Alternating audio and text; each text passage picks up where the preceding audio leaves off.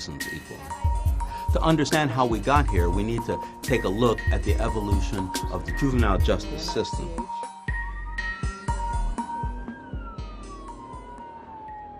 Back before the American Revolution, the colonies followed the common law of England when it came to criminal justice. This means that children were held accountable as adults. In 1646, Puritans in Massachusetts enacted a statute called the Stubborn Child Law. This made child disobedience a capital offense, allowing a death penalty option. But then things started to change. In the 19th century, the idea emerged that children should be taken care of by the state. This notion ultimately empowered the state to serve as a guardian. In 1825, the New York House of Refuge opened for juveniles only. They were called delinquents to distinguish them from criminals. Reformers stressed that delinquents could be reformed, and if properly supported, they wouldn't turn into lifelong criminals.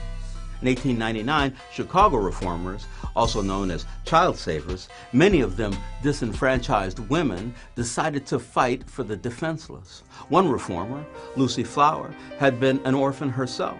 The child savers pushed for the creation of the first ever juvenile court. This wasn't like a regular court. There was no jury. The judge didn't look down from a bench, but sat at a desk. Julian Mack, one of the first such judges, said a kid should be made to feel that he is the object of its care and solicitude. This court was the first of its kind anywhere in the world. Kids didn't get prison time, but instead were put in institutions or programs. Like parents, the court tried to steer kids toward becoming responsible adults. Within 25 years, most states started to think the same thing. Juvenile courts popped up everywhere, even in other countries. But for children of color, things were different. They were sometimes banned from houses of refuge or juvenile detention centers, and when convicted, they were more likely to be placed in adult prisons. Under Jim Crow laws, some cities like Memphis established separate juvenile courts for kids of color. A police officer, not a judge, presided over this court. After World War II, Americans seemed to relish the concepts of liberty and justice. The civil rights movement was well underway. Activists began to realize that while juvenile courts were designed to be less punitive, they didn't provide the constitutional rights enjoyed by adults. In 1967, for instance, 15-year-old Gerald Galt was accused of making an indecent phone call to a neighbor. Gerald was arrested without anyone informing his parents. No record was made of his appearance before a judge or the neighbor who complained. Gerald was committed to a state school until he was 21. An adult with the same charge might have received a $50 fine and 2 months incarceration. Gerald's parents brought his case to the Supreme Court. In 1967, that august body ruled that juveniles were entitled to due process. Then in the 70s, America started rethinking its criminal justice system. Crime had spiked, including juvenile crime. And in 1978, New York City passed the Juvenile Offender Act, a law that made it possible to try kids as young as 13 in adult court for murder charges and as young as 14 for other violent crimes like assault and robbery. That law caused states across the country to reinterpret who could enter the prison system as an adult. They were afraid that a new breed of super predators would sweep over the nation. Today, America incarcerates more juveniles than any country in the world. Every day, 53,000 children are locked up. That's more than a sold-out crowd at a Major League Baseball game. Nearly 60% of these children are Black or Latinx. Today, certain rights like the Sixth Amendment and the right to a speedy trial or a trial by jury remains only applicable to adults. Advocates have succeeded in getting almost all states to raise the age at which you are considered an adult to 18. But if you commit certain severe crimes, you can still be tried as an adult in the adult court and serve adult time. Citizens equal. To understand how we got here, we need to take a look at the evolution of the juvenile justice system.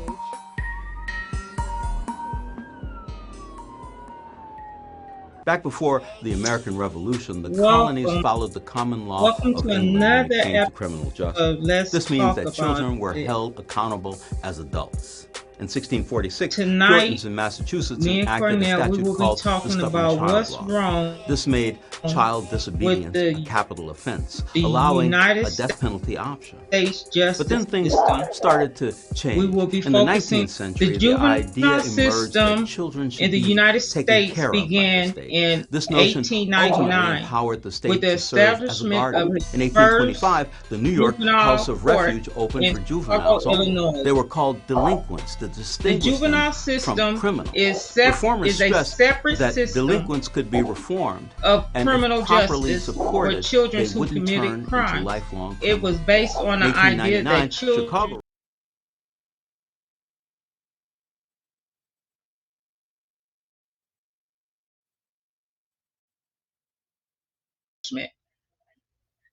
So tonight we will be focusing on the juvenile system. Cornell, how are you doing this evening? Man, I'm doing great, man. Can you hear me? Yes, I can hear you.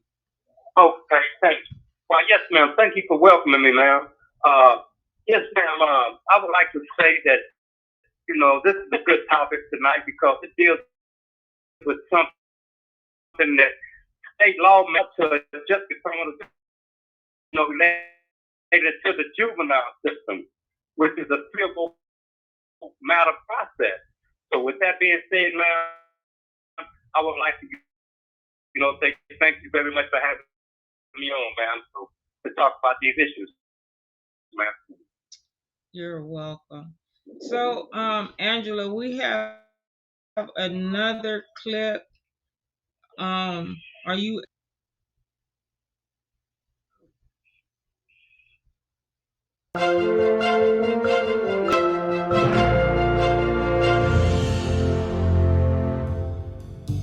In November and December 1865, shortly after the end of the Civil War, Southern states sought to control their large populations of newly freed black people. Laws were passed authorizing the arrest and jailing of blacks. These laws became known as black codes. They typically applied only to blacks and criminalized acts that were not offenses when committed by whites.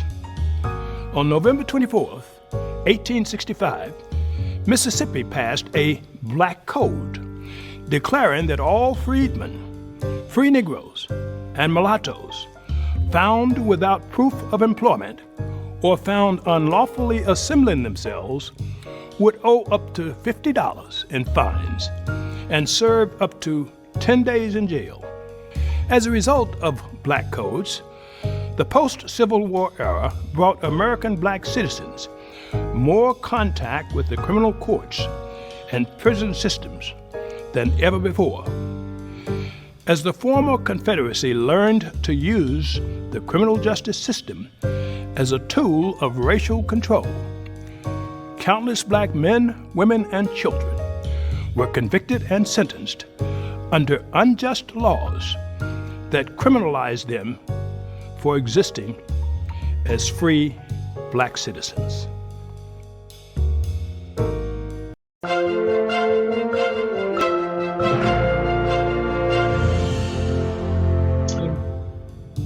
In November and December 1865, okay? So that was shortly something after the that end of the Civil War, I didn't even Southern know states that sought to control their this was large black populations code. of newly freed black people. Laws were Cornell, passed authorizing the arrest. Ma'am? did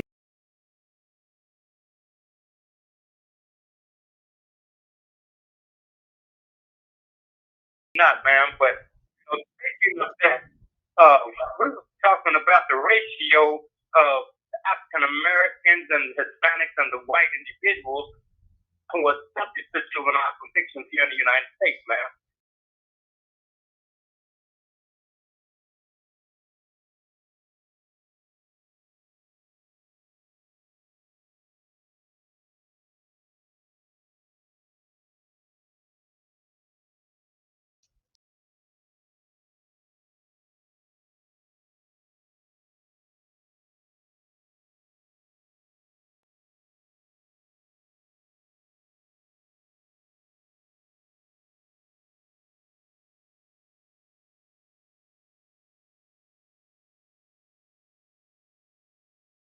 percentages of the ratio of the juveniles convicted here in the United States.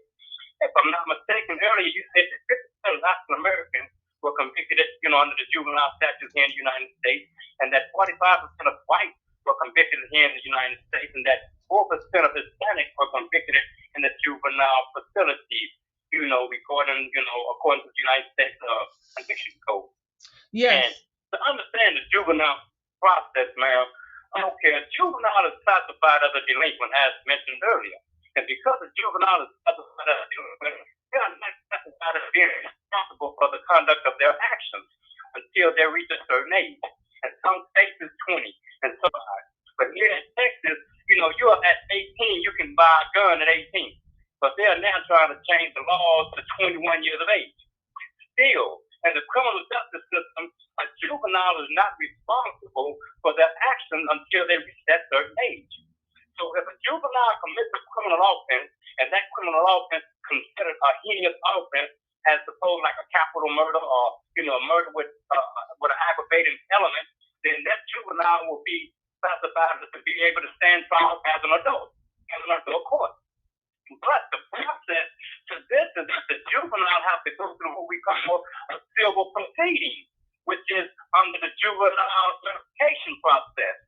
With that being said, a juvenile justice judge has to make an order to determine to a psychologist whether or not the juvenile individual delinquent is sophisticated enough to understand the nature and the consequences of their actions during the time and the commission of that offense. In some cases, psychologists take a child into a room and do what they call a psychological evaluation. They ask a few questions. Psychological evaluation also includes certain information related to them from the family, like, how did the child grow up in his household, other mitigating factors, or their sexual abuse in the process, and things of this nature. Well, in some cases, these doctors are classified to certify these children as adults, and they'll send that information to the trial court judge or the juvenile judge. And with that, juvenile judges are certifying these kids to stand trial as adults. But what has turned out is the fact that a lot of these juveniles are being influenced by adults to commit these crimes. And with that being said, the certification psychologist is not considering the fact that a lot of juveniles are being influenced by outside influences to commit crimes. So when they are being certified like this, ma'am, that's taken away from the real factors to whether or not to say that that child understood exactly what they were doing, because being influenced by someone else. Therefore, the certification process is an illegal process. Why? Because the psychologist is not being allowed to testify in court as to how they came to their decisions in order to determine the fifth state enough and gain the culpable mental state to understand what they were doing now. Okay. So with this being said, our juvenile system is unconstitutional. Yes. And also you had touched on some that the juveniles, some of the juveniles that get cases are influenced by other people. There was a case, Rupert versus Simmons. You can Google that, Rupert versus Simmons. I just found out about that case. It was a young man. He influenced someone younger than him to go rob this lady. To rob the lady, he had it all planned out how he wanted to do, it was supposed to get dead. So they went exactly and they did it. The young man, the older guy, I believe he was 17 at the time of his conviction, and the younger one was 15. I believe the younger one got life and the older one got the death penalty. Well, the older one fought it. He took it all the way to the Supreme Court and he won it. And that's how the death penalty came off the table. They couldn't sentence the youth with the death penalty anymore. In that case, it was the Supreme Court in 2005 decided in Rupert versus Simmons, and juvenile execution in the United States. The courts ruled that the United States Constitution protects people from being sentenced to death of a crime committed when they are under the age of 18. So, but since that went into effect, Texas had executed 22 youth, and I seen their ages. They was youth, and then some was executed at the age of 24. They was all in their 20s when they was executed, but 22 youth was executed. Texas being the number one, Virginia and Oklahoma. Each one of them had they executed youth, but now it's life in prison. Um, no more execution. But I think I need to do a little more research in statistics. The number one people, African American juveniles, the Hispanic juveniles, then the white juveniles, and then the other juveniles. So I looked at it like, and Cornel, tell me if I'm wrong, that even when I looked at the statistics in the juvenile system, that African Americans and Latinos are the number ones in the juvenile and in adult system. You're correct, ma'am, on that. According to statistics, ma'am, African Americans make up 7-1 to white. Okay, Hispanics makes up 5-1 to white in the criminal justice system.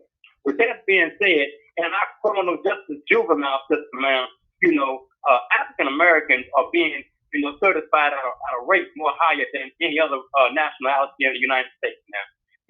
And then not only that, why? Because a lot of times African Americans run in groups. And this is where the Texas law parties here in the state of Texas comes in at.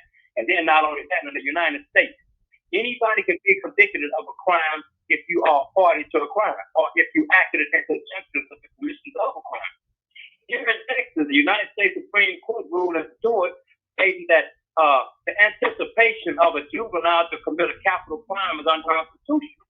Why? Because the juvenile could not have been convicted under criminal liability. Now, here in the state of Texas, how they're getting away with these juvenile certification convictions is the fact that the district court do not have to identify who committed the offense. All they have to do is label everybody criminally responsible for the conduct of another.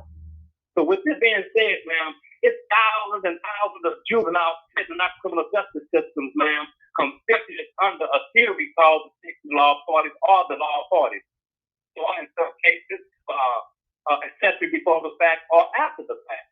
So because this is a theme in our criminal justice system, ma'am, Texas is rational and trying to figure out how to fix it. Well, we got a case right now, ma'am, where the Eighth Amendment is being placed upon the table. The Eighth Amendment is classified as a cruel and unusual punishment for a juvenile to be convicted to an automatic life sentence. It has been noted that a juvenile has not lived out a capital life sentence, nor has any juvenile made parole from a capital life sentence of mandatory 40 years. So right now, that issue is on the table. But they're still rational. We're trying to figure out how to fix the juvenile certification law. Why? Because a lot of juvenile certification records are being lost and destroyed.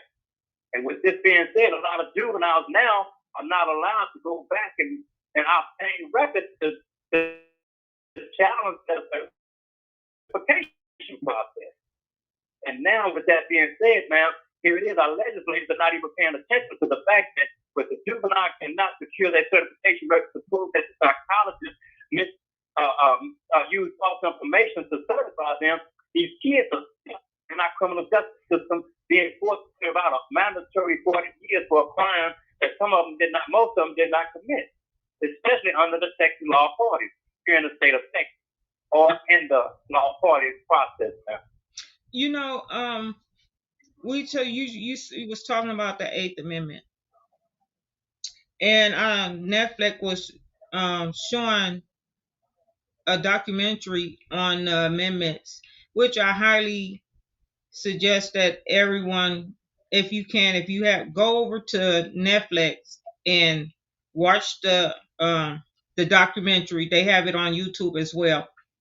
But here I'm thinking the Eighth Amendment. Everyone I don't talk to, they was saying that the Eighth Amendment was violated. They said that 14, and they also gave me another amendment.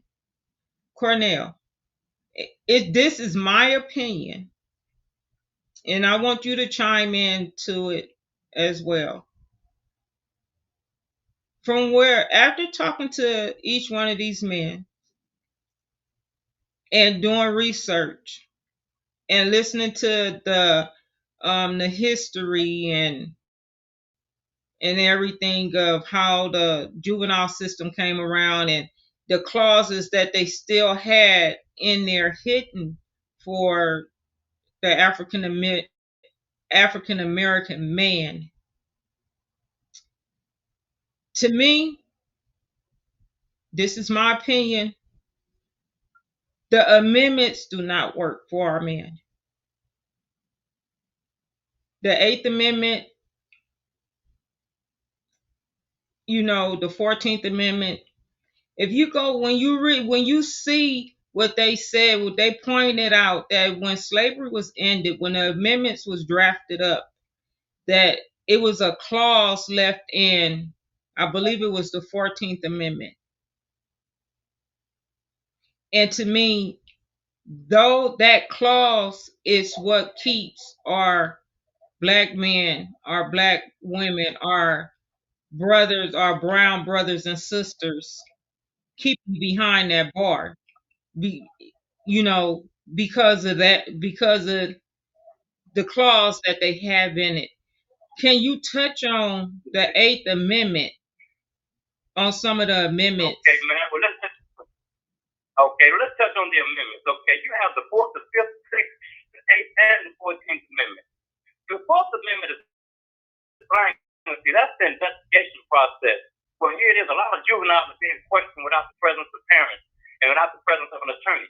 Okay, the Fifth Amendment is the right to remain silent, man.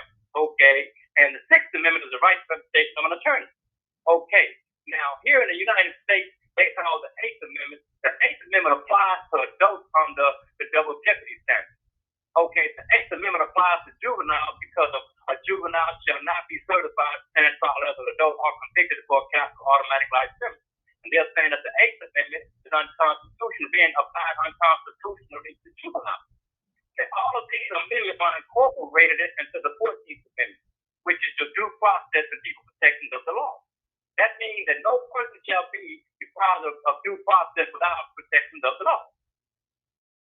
And by this process of the juvenile system of kids being certified to stand trial as an adult without the proper proceedings of being them, thousands and thousands of kids are being wrongfully incarcerated for crimes they did not commit. Why? Because of the simple fact that the Eighth Amendment is being violated. The cruel and unusual punishment. Now, you cannot execute a mentally retarded individual. Okay? Nor can you execute a child who don't have the capacity of understand rationale of what they're doing. So with this being said, yes, ma'am, the Eighth Amendment in a lot of cases are being violated. And here in Texas, man, we have the individual himself who is indicating that they don't want their case tabled. And a hearing was held on that process because of the simple fact that every candidate, his statement said that the certain because that was mitigating factors that were not given to the psychologist at the time of certification. But if that's the case, in thousands of juvenile cases, the psychologist is missing the proper format in order to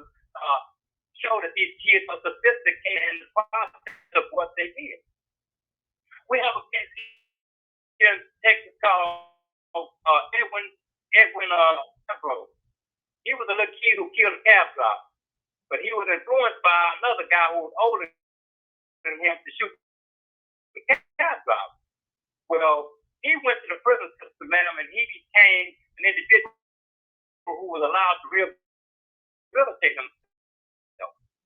This case is a national case right now. Why? Because they were trying to understand, the fact that he killed an individual behind being influenced. And this is being addressed by our lawmakers that kids are being influenced by older people to commit crimes, man. So this is our juvenile system, man. Is that our plea bargain system is allowing kids to plead guilty to a capital 2 life sentence for crimes under the Texas law of the law party that they did not commit. So even with the process of our plea process and our law party process, the Eighth Amendment is getting violated, man, in the process of the juvenile system. So you said that they are they lawyers or legal? Do they have legal rep? You know what I'm trying to say? I'll be getting all tongue tied. Representation. Yes.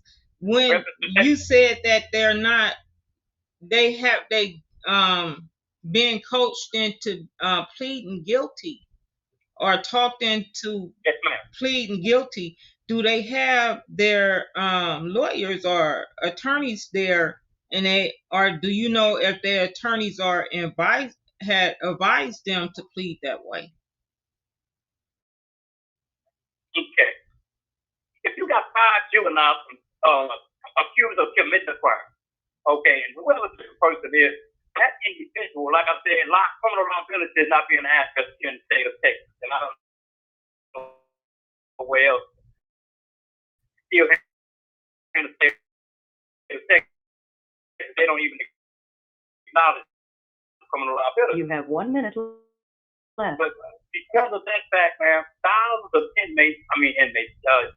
juveniles are being represented by attorneys to keep them from going to trial to get the death. So I'm gonna cut off and I'll call right back, man. Okay, so why Cornel gonna call us back. We're gonna go to another clip. If Angela, if you have a clip. Test that courts apply in Eighth Amendment cases to see if the nation has changed its mind about what is cruel and unusual. And in the 1989 Stanford decision, the court ruled that the juvenile death penalty wasn't unusual because so many states still allowed it. But over the next decade, an important shift occurred in our understanding of juveniles, and that shift was based on science. The scientific community had done a lot of research on the human brain and the juvenile brain and showed that they're not like adults. All right, so let's just get our terms straight before we get to the science. Juvenile is a legal term for people under 18. Psychologists sort juveniles into separate groups. Children are the youngest, and adolescents are making the transition into adults. Adolescents are different from children, but yet they're not quite adults. They're clearly more mature and more capable than children, but they still don't have the full capabilities of adults. Take a look at this. This is an image of an adolescent brain. In the 1990s, scientists undertook a long-term study on adolescents, scanning the brains of over 100 people between the ages of 12 and 25. And what they found is that not only do teenagers act differently, their brains work differently.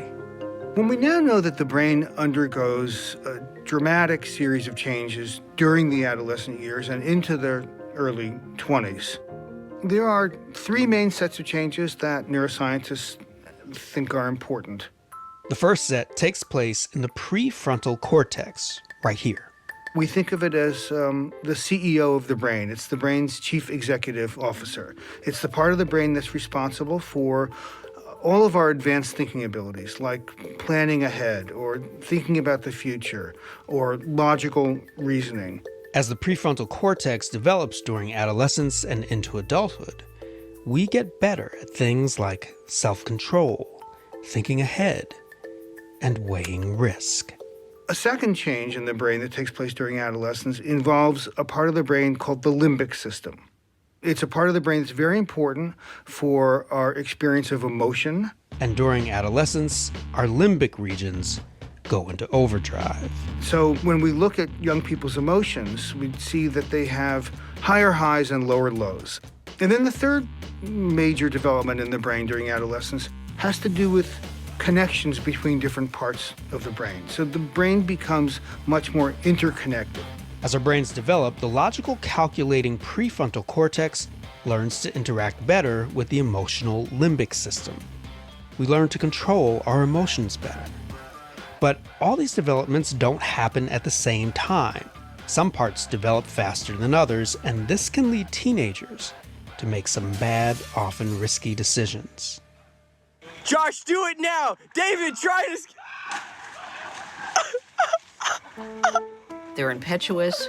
They're frankly not thinking. The reason that kids take more risks than adults, we think, has to do with this mismatch between this easily aroused emotional system and the more rational self-control system. Kids may be more likely to overlook the downside of a risky decision. And what this medical science was showing increasingly is that the key portions of the brain, which control impulses, which allow somebody to look at the consequences of their actions, in 16, 17, 18-year-olds are not developed yet. That evidence, that science really caused people to reflect, as I think the genius of the Eighth Amendment requires prosecutors and judges to do. In other words, as we learned more about the brain, about what's normal in a brain that hasn't fully developed, the courts adjusted. Our standards of decency evolved when it came to the Eighth Amendment. Test that courts apply in Eighth Amendment cases to see if the nation has changed its mind about what is cruel and unusual. And in the 19...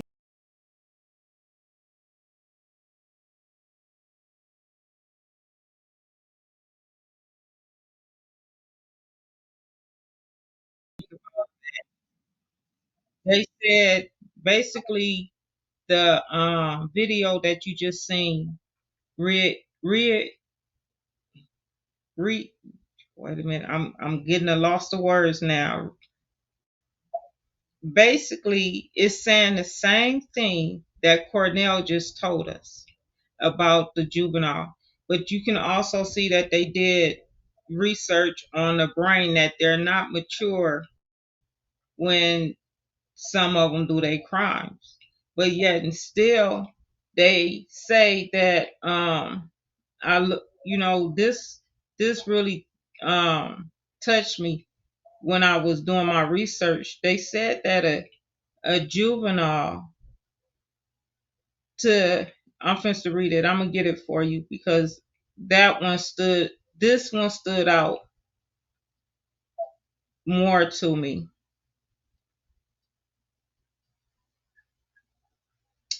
So, I just Googled, I said, what is the youngest age to go to jail? And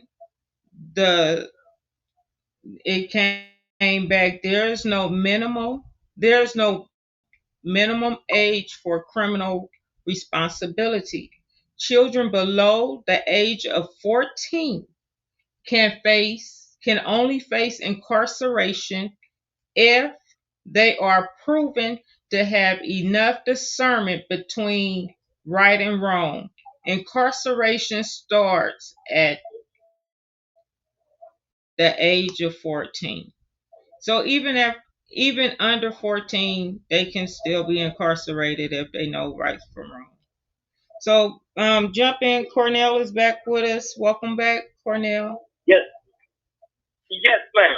Okay, and that statistic is identifying the fact that, as we already know, that a 14-year-old kid does not have the culpable mental state to understand the idea of really right from wrong. Why? Because their minds are still trying to develop. Okay, and this is why now it has come to be proven that juvenile mind does not develop until they're either 20 years old or 25 years old, man. So under these circumstances earlier, they mentioned the fact that rehabilitation is one of the main issues to determine whether or not a child delinquent is capable enough of standing trial as an adult. So what has turned out is that most of these juveniles have come to our prison system and have shown rehabilitation and have shown that they are capable of developing. So that's the main issue within our criminal justice system for the juvenile. Can they fully develop and be law-abiding citizens in society? Well, this is the argument today, that a juvenile who committed a crime at the age of 14, 15, and 16 was not an individual who should be placed into society. Why? Because they were saying that they could not be rehabilitated. But these kids have shown different. In the case of the individual I was speaking about, he has come and shown rehabilitation. And I have seen another case where thousands of kids have shown rehabilitation in the juvenile system. But our law is not trying to acknowledge the fact of rehabilitation to come back now and change the juvenile facility laws. But these individuals not given access to have their sentences reduced. So that's where the problem's at, man. So how do we change it? How do we direct the youth? How do we get their attention? How do we keep them out of prison? How do that's where I'm at, because when I used it wasn't no big secret. I always talked about my son. My son did some time in prison. And when I would go in there, I would see the little youngsters in there around these men, and they actually are playing like little kids. They running around, tagging each other, running, and and you got the older men. They sit there and they looking at them like they think this is a playground or something, and that's how some of them are acting in there. So how do we reach our youth? How do we reach them? Okay. Well, first of all, ma'am, a lot of individuals started learning the fact that they can take advantage of a juvenile. Why? Because adults were realizing the fact that I can let a juvenile sell drugs to me, and if he get caught, he just go to juvenile. Okay? Or I can encourage the juvenile to go commit a crime for me. He's going to go to juvenile. Okay? So with this being said, man, our system needs to come to understand that it's easy to influence a child to commit a crime by a piece of candy. You can give a piece of candy that will do anything you want. So with that being said, kids are being taken advantage of. But our lawmakers are not looking at that. They're looking at the serious nature of the offense that's being committed by these kids. And now they're using these psychologists to flood the system by saying that these kids are sophisticated enough to stand tall as adults, even under the fact of the law parties, man. Because you got thousands and thousands of individual kids who never pulled a trigger. They never done anything.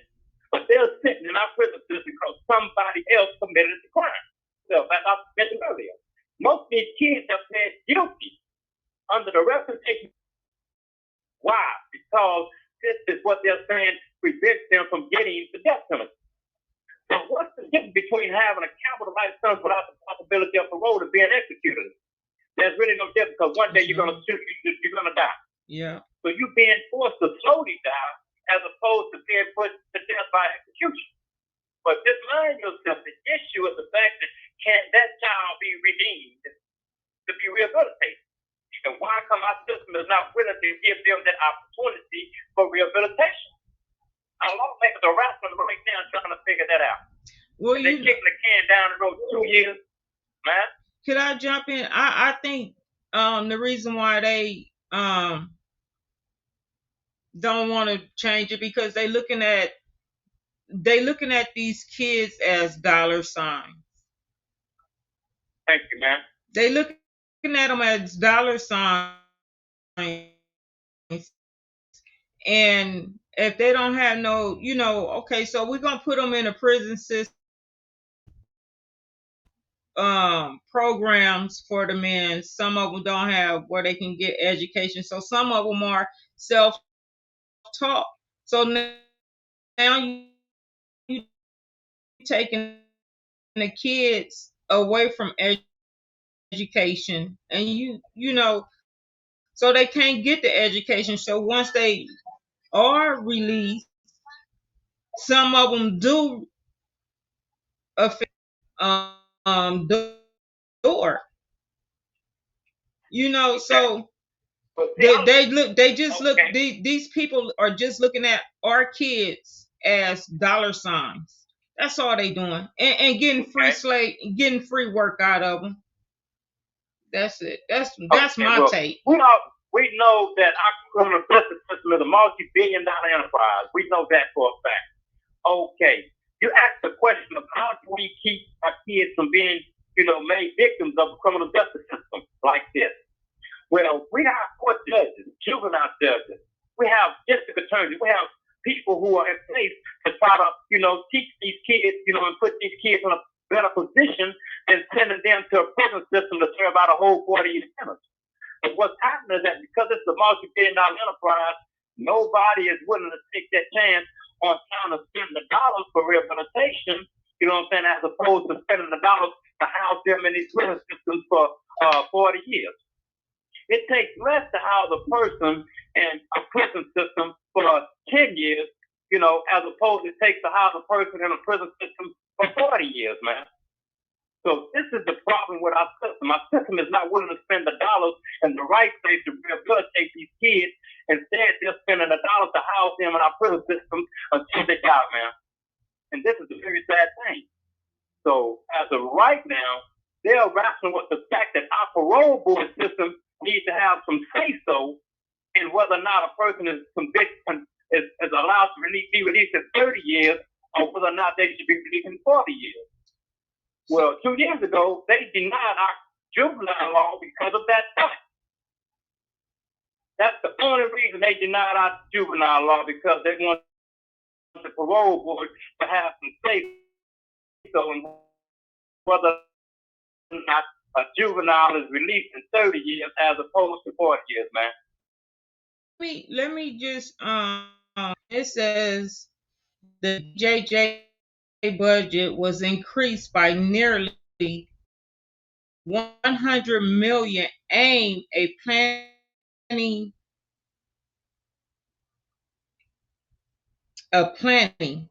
100 million.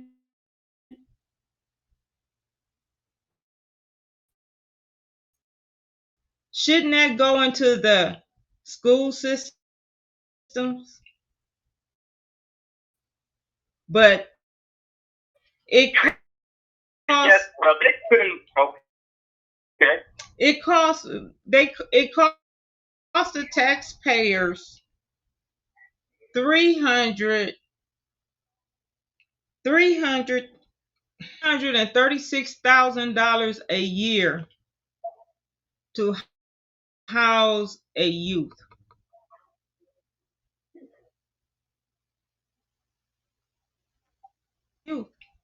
Oh. Okay. And be used elsewhere to keep our youth, to redirect them, to keep them from going into the prison system. This is just my thought. I when you see the numbers, how much taxpayers are paying a year to house one youth, that's not 2 or 3 or 10 of them, is one. That money can.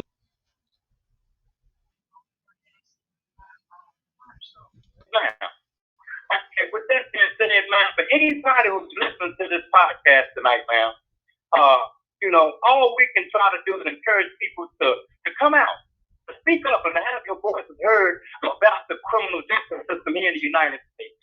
Why? Because our lawmakers, our judges, our Supreme Court, they're not paying attention to the real problems in our United States.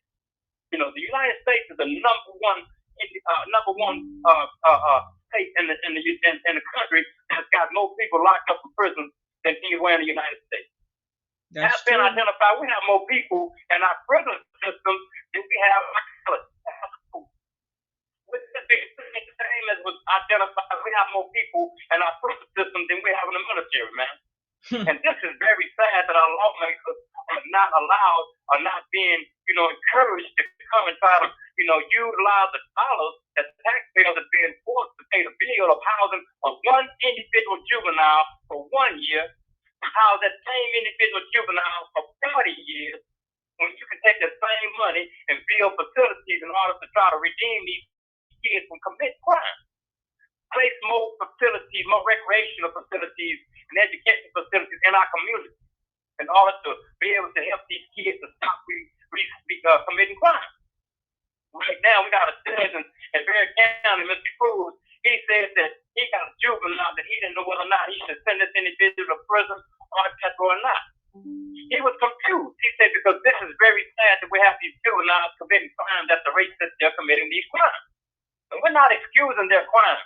That's one thing we're not going to do, and let's talk about it tonight. No, we want the truth, and we want accountability.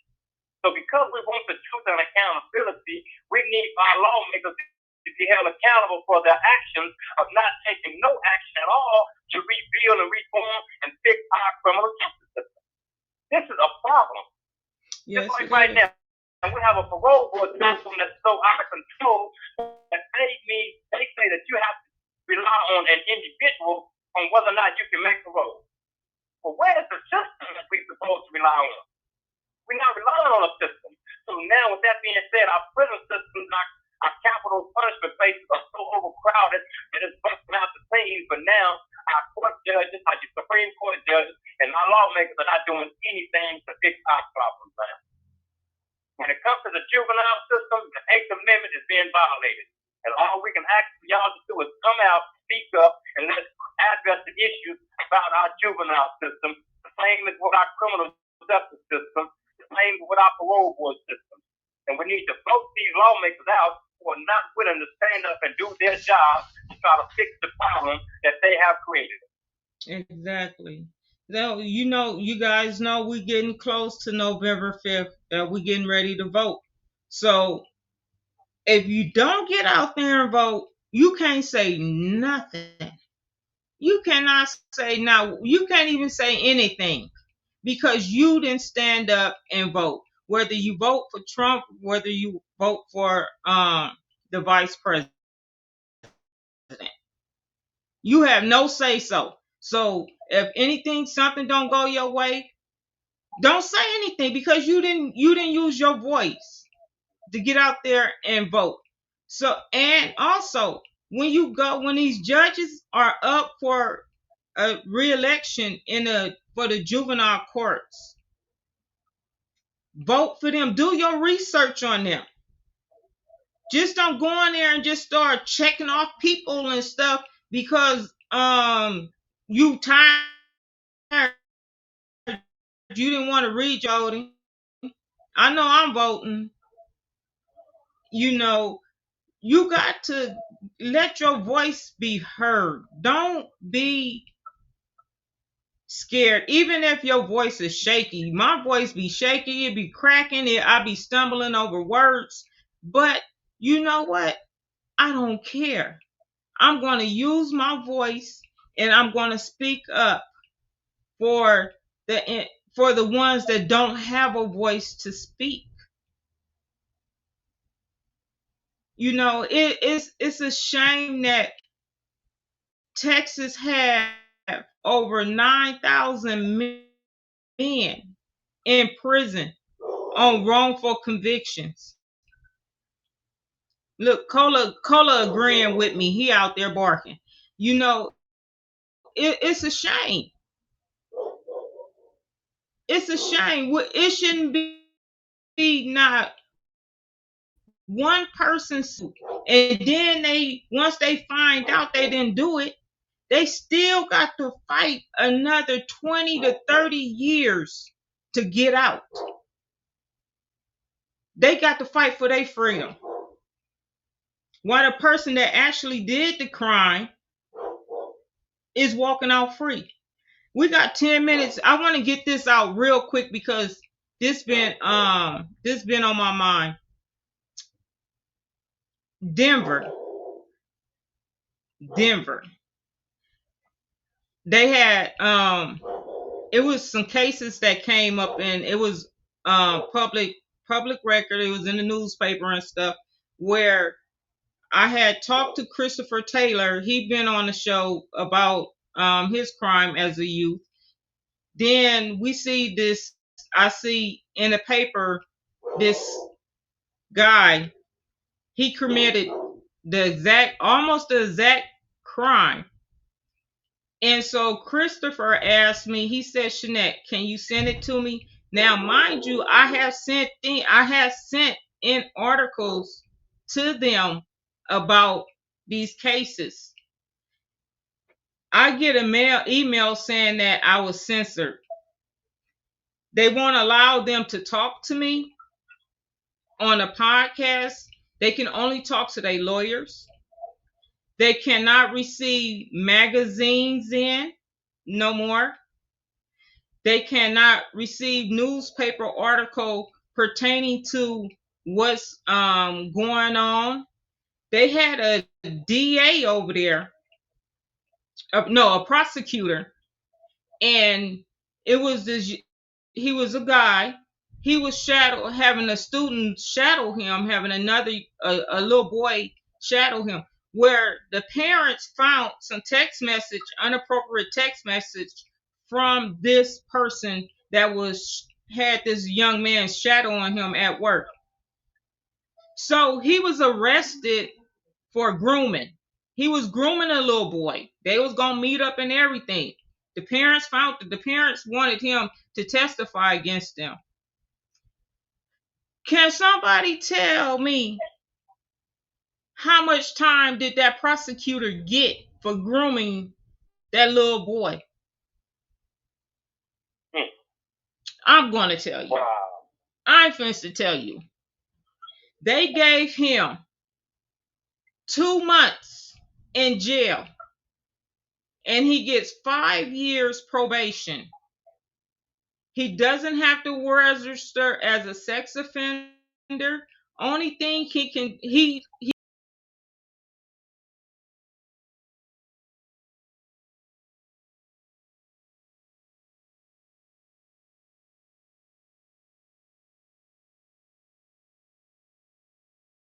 wrong with that picture? Co-host, can you tell me what's wrong with this picture? Yes, ma'am. That's classified as above the law, first of all. That's called a disparity, ma'am, within our system to identify and show favor on individuals within our criminal justice system and classified as officers of the court. He committed a crime, and he done sent thousands and thousands of people to prison for life sentences, but he committed a crime and he gets only 2 months and 5 years probation. Why? Because he's above the law. And they really didn't want to sentence him. But these are the issues affecting our criminal justice system, man. Corruption, bribery, evidence fixing, crime lab prices. All of these issues affect our criminal justice system. Okay, the same as we're mentioning these same issues, these juveniles were convicted under these same processes. So this is why we need to stand up and argue the issue that changing our juvenile system is very important, man. Well, because you believe if I'm sorry. I'm sorry. I just wanted to say this because why? Because somebody I need to be. I want this explained to me. My Juan tried to explain it to me. Why the laws don't work for the black man and our brown brothers? Why it doesn't work for them? In some cases, it's due, but they had to fight for it. Why it don't work? But for that other, you can say that I'm being racist, but I'm not. I'm just pointing out the facts because the statistics don't lie.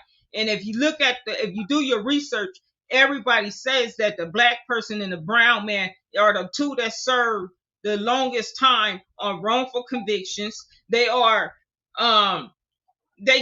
I mean, it's just all over. I'm sorry. I'm just, I'm just passionate about this because it's not fair. Okay.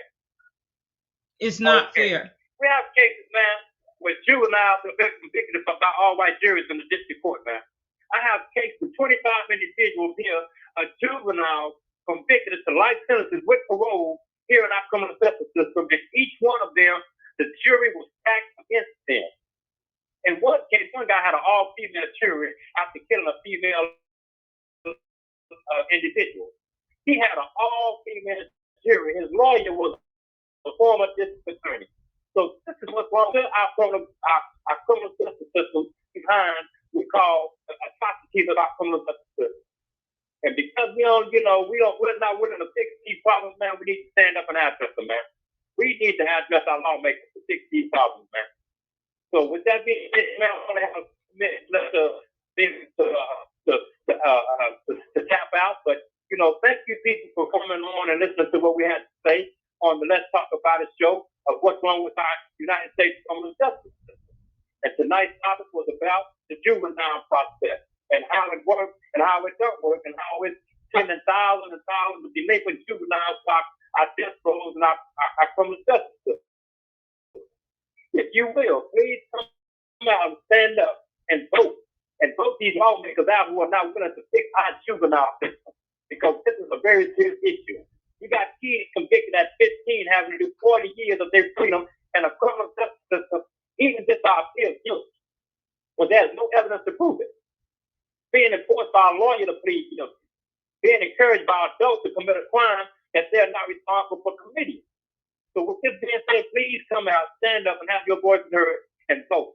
Please vote. Ms. Shanette, you can close out, man. Thank you. I'm not gonna say nothing after that. You done closed it out for us, co-host. I just want to just say, you guys, this is just I'm really compassionate about this subject, and if you don't have anything to say, don't say it at all. Stay in your lane. Stay in your lane and drink your water. I'm gonna drink mine, but I'm gonna use my voice though, because I'm gonna drink mine because I'm gonna get a little thirsty. So on that note, join us back here on Monday, October the 28th. We have another bonus show, so maybe we get Mr. Legate or somebody else to join us. We know we can't talk to Denver because we're censored. You guys have a good week, and I'll see you guys back on Monday.